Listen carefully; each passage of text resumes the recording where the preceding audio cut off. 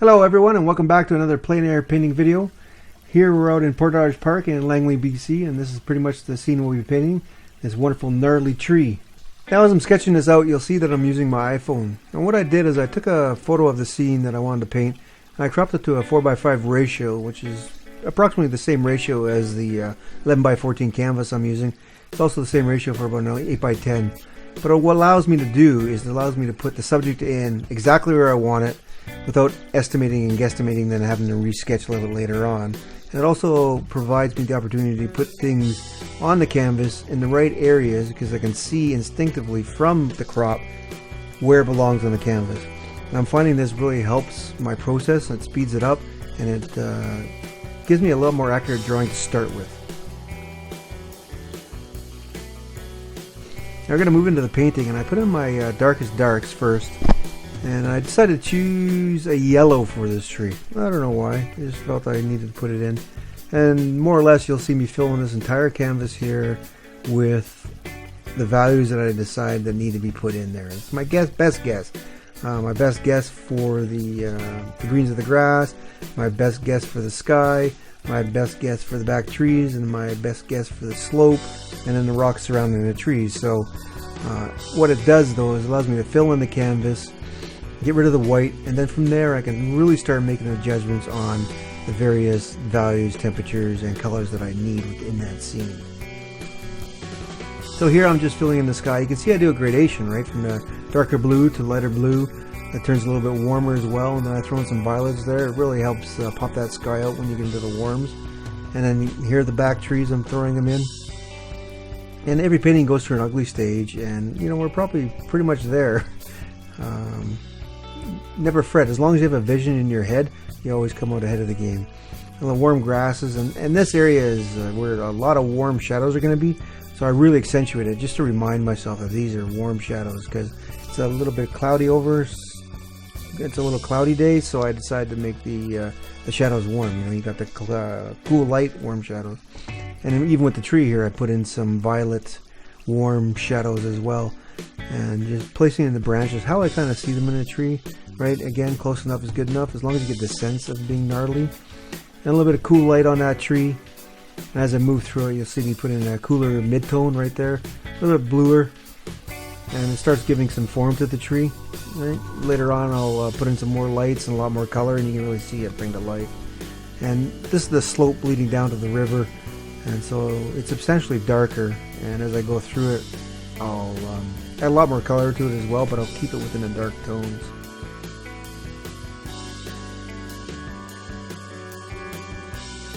And you can see me adding the taupe color back, and that's the building in the background. You see me put a few lines on after that, and that'll be the indication of the building. Moving down to the rocks, and then that side sloped area, trying to get a little bit of variation. Throwing some greens in there, just trying to fill in the space.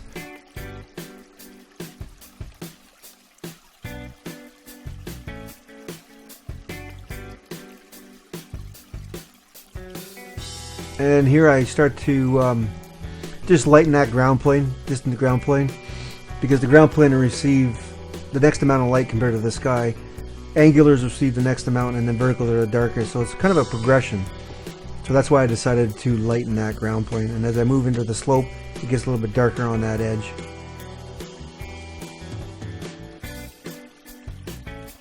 As we move into the tree, throwing in some warmer lights compared to what's there, but those warmer lights are still cool when you compare it to that warm shadow.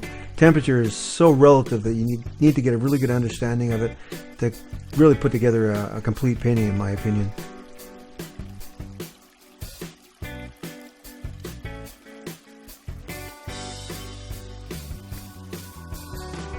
And putting some oranges within that tree just to give it a sense of sparkling of the light here and there. And throwing in some more violets where I see some shadows.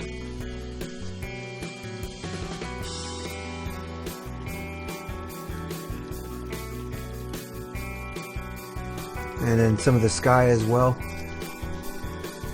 Kind of have it reflecting within that tree. You'll see this tree become really colorful as time goes on. Adjusting that ground plane in the back, trying to make a variation of light and dark, where the sun will kiss and where it won't. Throwing a little more light onto those trees, a little bit warmer each time. Just trying to give a sense of the sun kissing it. Even though it was a cloudy day, we get the sun sparkling, and I think that's why I decided to change my mind, put a little bit of warmth in it here and there. Finally really darkening the slope now. This will really help me judge my values. And moving into the warmer glow of the water, but keeping it dark.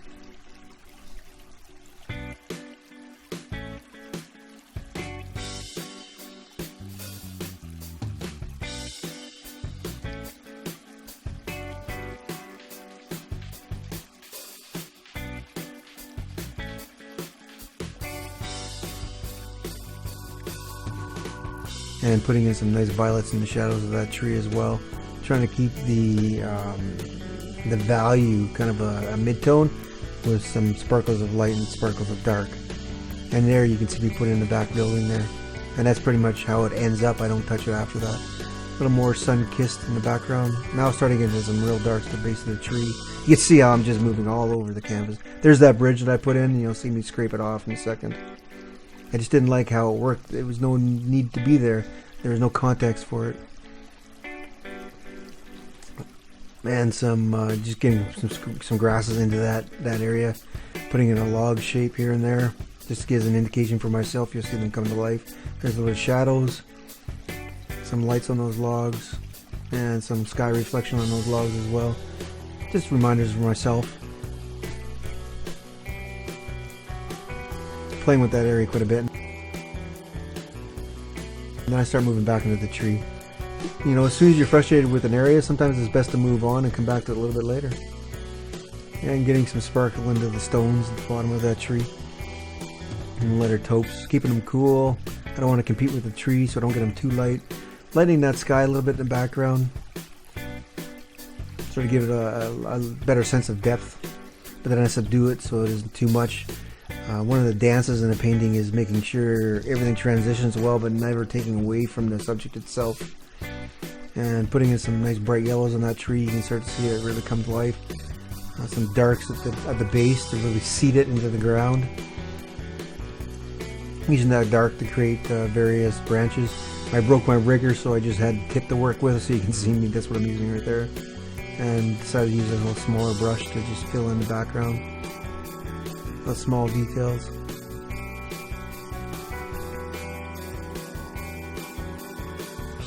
You know, violets dancing throughout the tree. Violets really good because they intermix the yellows to create a little bit of sparkle. And then some pinks within those violets, but you notice that the pinks are the same value as the violet, and that's how you get a little bit of more sparkle and variation within the painting.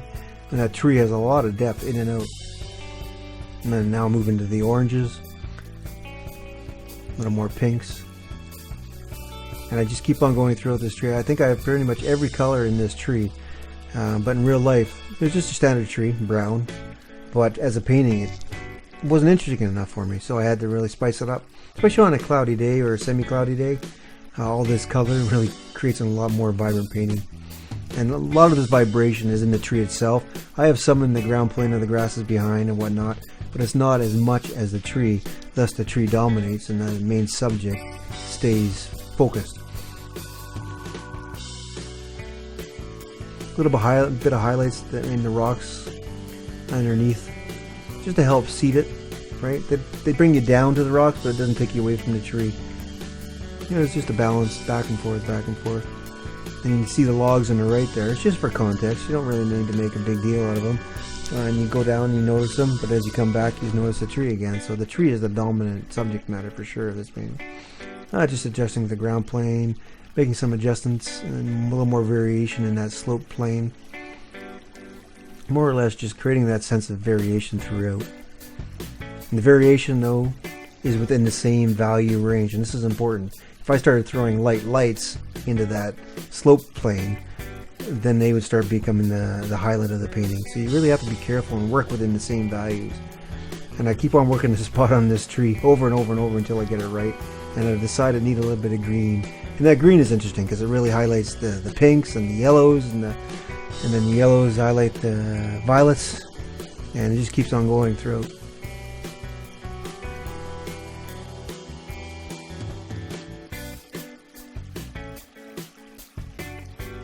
And a little bit of flower work here with a really soft rigger. Get a lot of paint on my brush and I just touch it here and there, and it creates the sense of the wildflowers within the darks. And then I use it as well to create a few more branches on the gnarly tree. There you go, a little bit bright highlights, some dandelions. I subdued it with my paper towel there a little bit, and just create a little bit of sense of interest through it. And I decided to darken the tree, or darken the sky, but I also added a little more chroma, and it seems to bring the painting a little more to life in that upper corner. I really like that. And the orange up there really dances off the blue. A little more sky reflection within that tree, kind of in the shadows where the sky would reflect. So even again, more color. Decided to sign it. But then after that, I figured it still needed a little something right by the signature, so I had a little bit of violet grasses in there. Kind of finished it off for me. And this is the painting up close. You can see the squiggles of the brush stroke with the riggers, but then the defined strokes with the larger brushes as well. And a lot of soft edges in there. But you can see that structure of that tree was created very much with color, all in the same dyes. So I want to thank you very much for coming and watching this video. If you have any questions, please leave them in the comments below. And if you've enjoyed this video, please hit that like button, share it with your friends, and don't forget to subscribe.